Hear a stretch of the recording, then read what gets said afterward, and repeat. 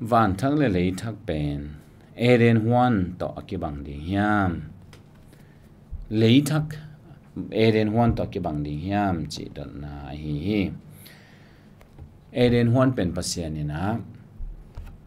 a ball hi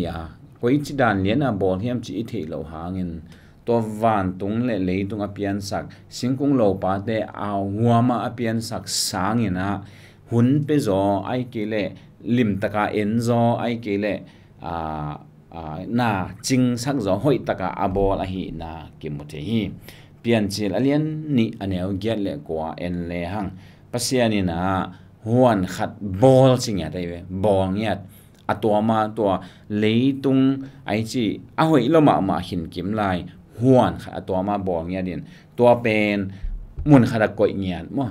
mun khada koi ngia atoma hoi tak zonin sekin ballin hoi sak ma men to pen koi ngia thi chi to pen huan hi a hi zongina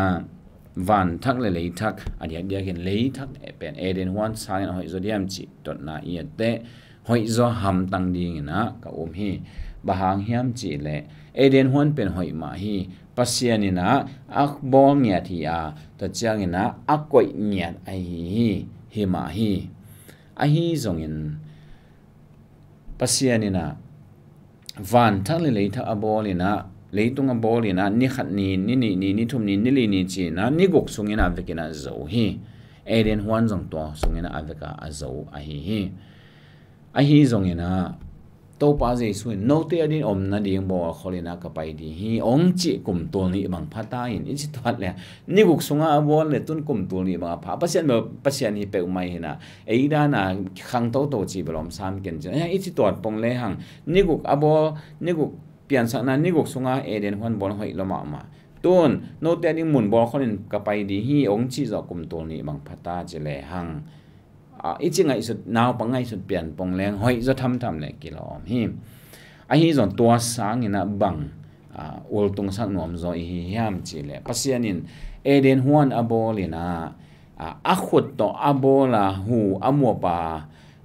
apian sang mi te le ama khut siam chi ni ganing te adinga abol a hi to hin abol sa mi te abol sa ganing te adinga abol a hoi ma dinga anuam ma dia abol huan hi a hi zongin leithak a hi le pasianin mi te ading at ahuam atang pe mi te ading bol sak chi bang mai hilowa abol sa mi te ading ang bol sak chi bang chiang mai zong hilowin leithak pen pasianin ata te adinga ong bol sak jesu khazi ina asisan to ong gup khiat amo adinga ong bol sak ata te adinga ammo adinga ong bol sak nyat a hi manin mi te ading chia ai chi bol sang ina thuk zo ai kele bang chi ding hiam hoi zo thamina ka hi ichi ngai sut le hang mi adinga bo hi ma hi hoi ma hi a hi zongin ata te adinga ammo adinga a in ma anun tang na apiak pol pi adinga leithak ong bo sa hi manin to sang ina a hoi zo do na om thei non lo di hi to hi in pasianin zong ani dang ina bel asiam to bin bo lo bel chi khang a hi zong in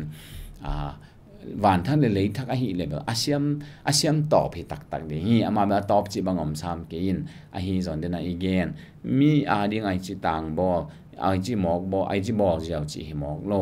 ata te ading ammo ading azun ong i luan ma apo pi ading ong bo sak a hi manina hoi za tham ding ina ka hi zong kiching zoina ka hi mo na zong non lo bek tham not thei lo hi masa sunga a hi le mo na nai lo hangin thei ya to hangina kisemang hi a hi zong in leithaka a hi le mo na lo wa ngei lo ding a hi manina a hoi ina hoi ding